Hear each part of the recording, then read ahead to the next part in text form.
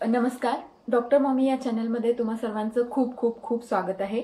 माझ्या छोटीकडून तुमच्या सगळ्या छोट्यांना हॅलो. आजचा व्हिडिओ जो आहे तो आहे बर्पिंग विषयी. बर्पिंग म्हणजे बाळाची दूध पिल्यानंतर किंवा काही पिल्यानंतर ढेकर काढणे. तर ह्या विषयीचे काही प्रश्न आणि त्यांची उत्तरं आज मी तुम्हाला देणार आहे. कधीपासून बर्पिंग स्टार्ट करायचं? बेबी जन्मल्यापासून आपल्याला प्रत्येक फीडिंग नंतर हे बर्पिंग करायला पाहिजे.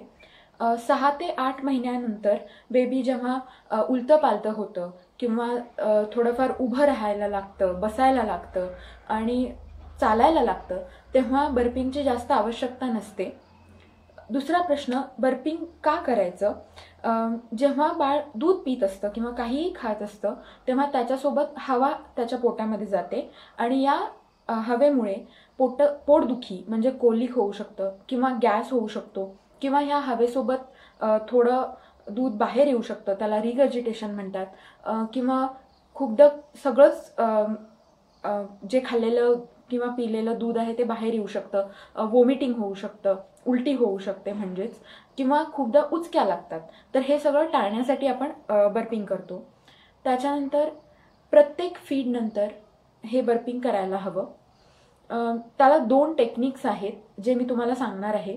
पहिली गोष्ट म्हणजे हे टेक्निक सांगत असताना आपल्यासोबत येणार आहे ती म्हणजे माझ्या प्रिन्सेसची एक फ्रेंड आणि ती म्हणजे आहे मिंटी.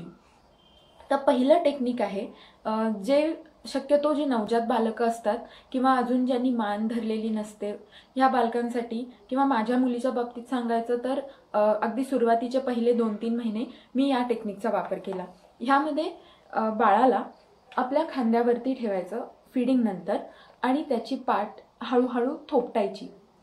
यामुळे बर्पिंग किंवा बाळं ढेकर देतात.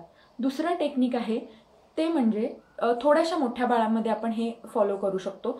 त्यामध्ये बाळांना मांडीवरती आपण असं बसवू शकतो आणि एका हाताने इथे सपोर्ट द्यायचा आणि दुसऱ्या हाताने पाठीवरती थोपटायचं. पुढचा प्रश्न आहे, हे बर्पिंग आपण किती वेळ करायचं आहे? बर्पिंग किमान 5 ते 20 मिनिटं करायचं. जरी बाळाने ढेकर दिली, काही वेळा बाळं 1-2 मिनिटातच ढेकर देतात, पण तरीसुद्धा 15 ते 20 मिनिटं आपण बाळांना या 2 टेक्निकनुसार बर्पिंगच्या पोझिशनमध्ये पकडायचं आहे.